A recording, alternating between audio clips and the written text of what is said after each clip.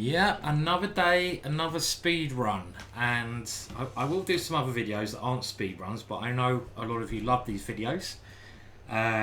Press the like button, it helps me, it's free for you to do so, and subscribe. We're edging nearer to 100,000, and then I get a nice YouTube button. That's a very evil laugh. Okay, anyway, so we're edging up also to the 2200 mark, and in this game we're playing Dragras 2216, should be a good player, and I'm starting with my normal Chessbrah London. Now bishop f4 would be the standard Chessbrah London move, which I actually recommend in my course, but I do talk about this move as well, which is very tempting, and this move is aiming at getting the center, and you just have to be aware in this position that black can now play the move d5 and go into a French defense, which is probably the best move, and my opponent has played that move. And there's two main options here. You can go bishop there, pinning the knight, or you can push the pawn on and get some space straight away. And you know, around this level, you really obviously need to know your openings, some basic ideas, and you need to have a little bit of memorization. But don't get too carried away with it as well. It's not the only thing you need to know. I mean, let's play logical moves. Let's gain some space, gain a tempo on that horsey there. Well, you know, let's not be snob. Let's just call it a horsey today. Don't be a chess snob and say, oh no, how dare you call it a horsey? It's a knight. But we can call it a horsey. And now my opponent's come back here. And again, some basic knowledge of this position is handy, because knight to f3 looks like a very logical move. But we've got to always think what our opponent's trying to do. And he's going to try to break with this move hitting the center. And therefore, we can even play f4, getting a bit more grip, because we get another pawn supporting. Or we can try to support this square, which is about to attack. And I quite like this move. This is a sideline, which is actually very rare. And the sideline is moving this knight again. So this is not a move we really want to play. But what's the knight doing there? It doesn't really have much of a future there. It's blocked out by black's pawns. But the main idea of this move is to support our pawn structure with the move c3. And I wouldn't be able to play that move had my knight still been on that square. So this is one of those little lines which, again, is quite rare. It's a side line, but it has a bit of bite. And now I'm going to go for pawn here, and I've erected the ultimate pawn position here. Obviously I played a French defense as black as well, so I'm kind of aware of the strategies involved in these positions. My opponent takes straight away. He didn't need to do that, but it's okay. And now the point of my play, I can keep my pawns like this. And if I can keep my pawns stationed like this, I'm going to have a very nice middle game. Why? Because black's pieces are cramped, especially over here, the knight and the bishop. They get in the way of each other. My pieces can come out because when you have more space, you have more space to maneuver behind. Now this check is something which is very playable, but again, having a little bit of knowledge of this opening, I know that you can even move your king, you can block it with the bishop, but this move, moving the knight to c3, he's allowed me to do by taking that pawn there. Maybe he shouldn't have taken on d4 so soon, because he gave me this square for my knight, and I'm just going to move my knight back there, and I want to just continue my development, get my knight here, my bishop here, and castle. So I don't think there's any reason why I shouldn't do that. So let's bring that knight out, defending the center. My opponent might try to break with f6, which will be a good move. This is a very typical move in the French defense. You've done one pawn break, and you need to play the other pawn break. So now would be a very interesting moment to see how my strong opponent, how his knowledge is, because he might not be a French defense player, because he kind of got a little bit tricked in the opening stage by my move order. But I think if he's a French defense player and a strong player, he will realize that he should be trying to break whilst my king is in the middle. So he wants to try to open up a line. This move is playable, but it closes it down rather than giving the opportunity to take here and use the rook. So it's not a bad move, but I would think he should have played as actively as possible there. And now I'm going to try to castle still. We don't need to do anything exotic again. But maybe I can even think about asking that bishop the question. Not a bad idea. But okay, let's keep it simple, because if black tries to attack this pawn, I can easily defend it with my bishop. And I just want to get castle, maybe put my king in the middle. And another thing we should be very aware of in any middle game, we're coming to the middle game, is what are your pawn pushes? If you can't answer that, it's not just about your pieces. You need to know where your pieces should maneuver, but it's also what pawn pushes should you and your opponent been trying to play. Now my opponent might be angling for that one, but I got that well covered by a pawn, a knight and a bishop, and I think that shows a little bit of understanding, lack of understanding of the position. I'm going to castle, but what are my pawn pushes? My pawn pushes is g4. This is a very important move to start a big attack. So for example, king h1, rook g1, g4. And if you know these simple middle game plans, you get this from experience, you get this not from just memorizing moves like you do in Chessbrah, which is good, but by watching the videos in Chessbrah, you will be aware that things can actually happen very easily. I know that rook g1 and g4 is a very good plan, so I don't even need to think. My opponent's not doing anything. This move is a defensive idea, trying to come around, defend this one. And I could also play h3 and g4, try to take with a pawn there. I could now develop another piece. I could even make him exchange his bishop off now. I like the idea of playing for g4. I'm just wondering, rook here, g4 takes, rook takes, his knight will come here. So maybe I should play h3, because if I go there and I take with a pawn, I stop his knight coming here. And I know that g4 is my main middle game plan. I can obviously play with other ideas. I could try to develop my last bishop. I don't see actually the need to do that at the moment. It might even waste the tempo. Developing is often a good idea, but you know, these little tempo mistakes can be costly as well. Do I need to develop that bishop to e3? I don't think I do. I think it's more important to maybe push with g4. I could have gone a3 and maybe forced him exchange on c3, but I don't think his bishop's doing anything. So why encourage his bishop to exchange? For example, he might do this immediately. And I see that he might want to get this one square. And then you can actually see if my bishop was there, it would actually be better undeveloped. Because let's say he gets his knight here, which, you know, again, I'm looking for outposts in my position. That is an outpost because I can't attack it with a pawn. Knights should move into outposts. If he gets his knight to this square, my bishop's actually better, not developed. Okay, so now he's probably going for a super defensive strategy, but that doesn't stop me playing my main break. And again, all I've done in this game is play very logical, easy to play moves. And now that I'm building up an attack here, I want to get my rook on the open file, and I probably want to get my queen around there as well. Let's move the rook there. That lines up against the king. And the thing is, when that pawn goes, my bishop will also open up. I'm not having to calculate anything at all at this moment in time. I'm just thinking of getting my pieces to the right squares. My queen is not really doing anything. Maybe g3 is a good square, because then I'm threatening, obviously, a checkmate attack.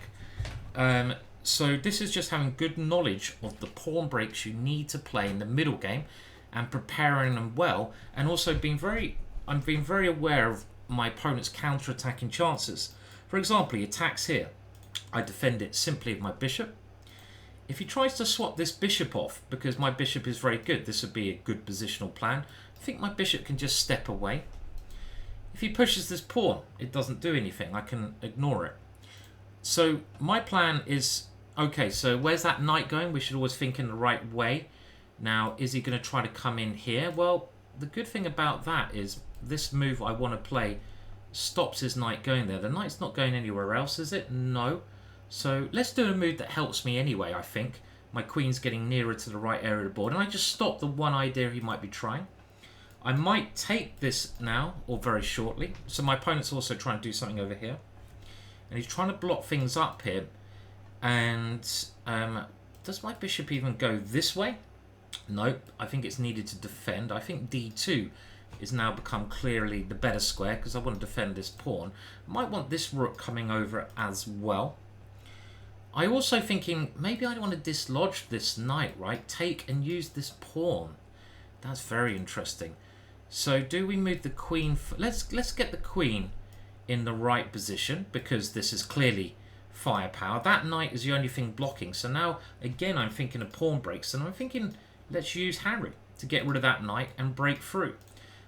I'm looking where he might attack me, and I'm realizing that bishop d2 is a good move to block that. And is there anything here? I mean, I could play a4 now and try to bring the bishop out. My opponent's probably going to try to bring his queen there. Very defensive play, which I'm not worried about. This move, does it help me? Queen there. h4. Do I play h4 now and push his knight all the way back?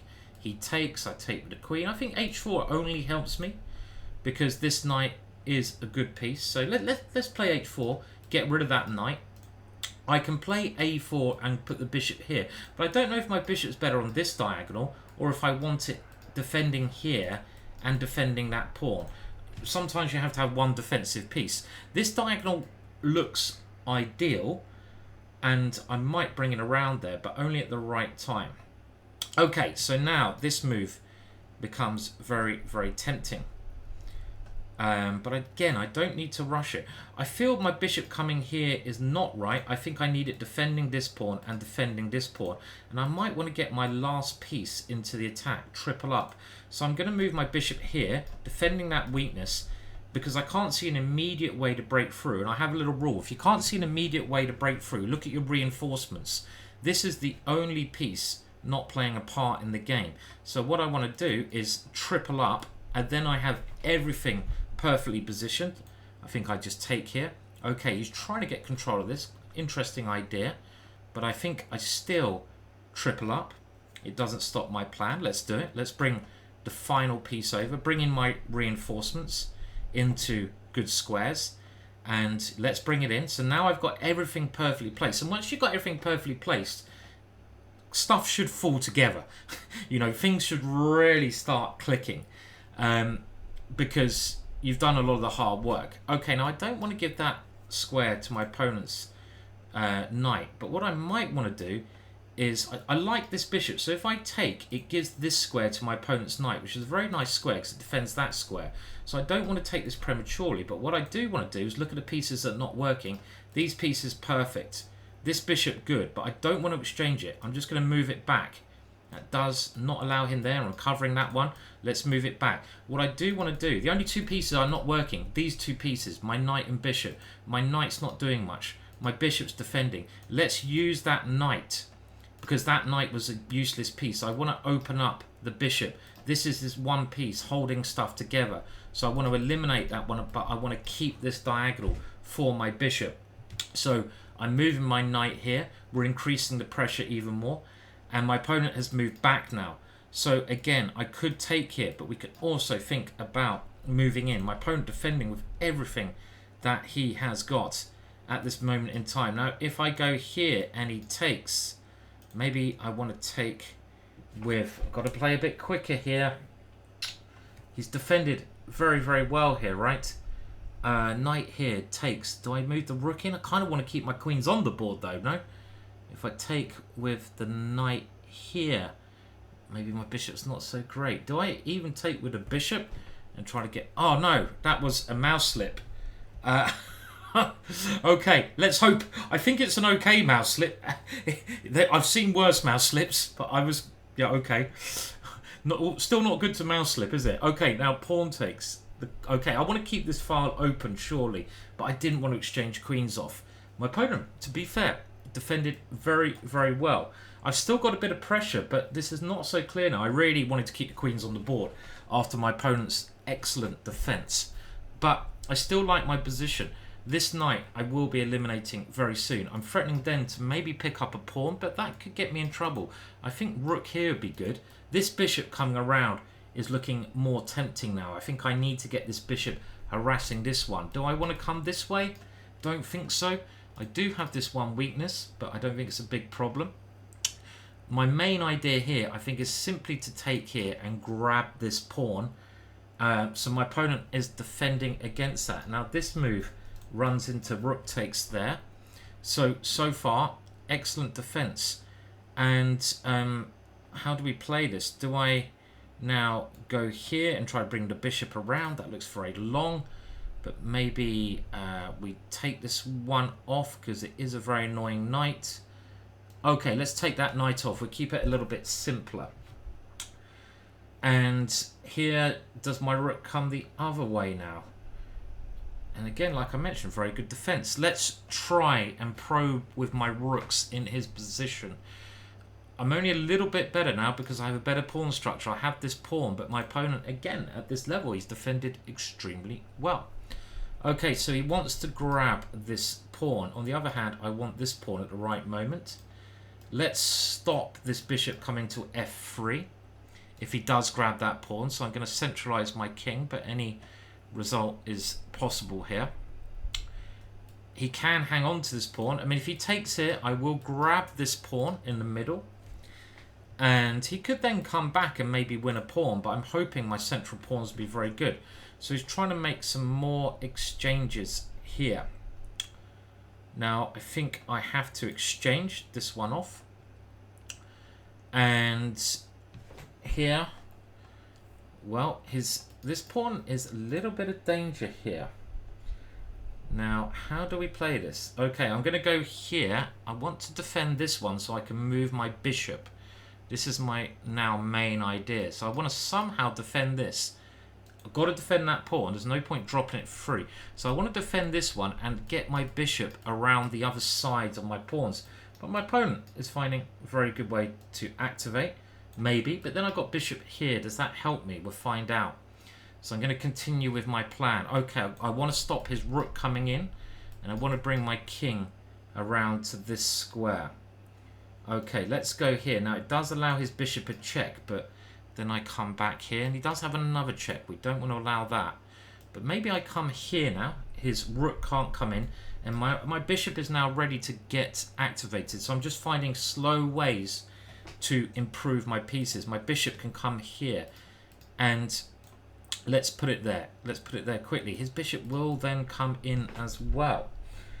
And I don't want to allow this square to drop, but we can give that pawn up maybe. Okay, we'll try it. Bishop c4. I can actually come this way first. There's no point dropping that pawn. He can now activate the other way. It's actually a very close game, this one, at this moment in time. Now, where's his rook going there? I don't understand that one. Does he really want this square? Okay, we've got to look at his plan. So this is me looking at his plan. He wanted to move his rook there. I'm covering that square with my bishop. If he moves his pawn there, his rook can't go there anymore. But I don't want to allow his rook in here, so I've got to come back. And now I want to cover b2 with my king, improve my bishop, and try to think of a plan in that circumstance. So my bishop here, this is maybe one square I want it, but of course we can't let his rook come in. So I'm going to try to cover this square of my king, improve my bishop, and then I'm hoping my rook might find a way in. Okay, so he can and maybe should have been playing g6 to try to swing to the other side. He finds a very interesting move here. g5. Now, if I take that one, his rook comes around and in. So I'm going to have to play this extremely... He offers me a draw, but of course there's no benefit of a draw here, even if I'm not sure who's doing well. Let's move that bishop, stopping his rook coming across. So this pawn can hopefully now cause problems. He's got the two connected passed pawns, but how are my pawns looking here? I'm trying to activate. Now, is this one good? I don't know. The other idea is to try and get this rook around the angles. But this one, he takes pawn on. He just gets behind in time. So I think we've got to activate our pieces. Obviously, time is a very important factor now. And here, I'm going to take this one. And can we get on this pawn in time? Okay, let's try this. I think it's just going to come down to the clock now.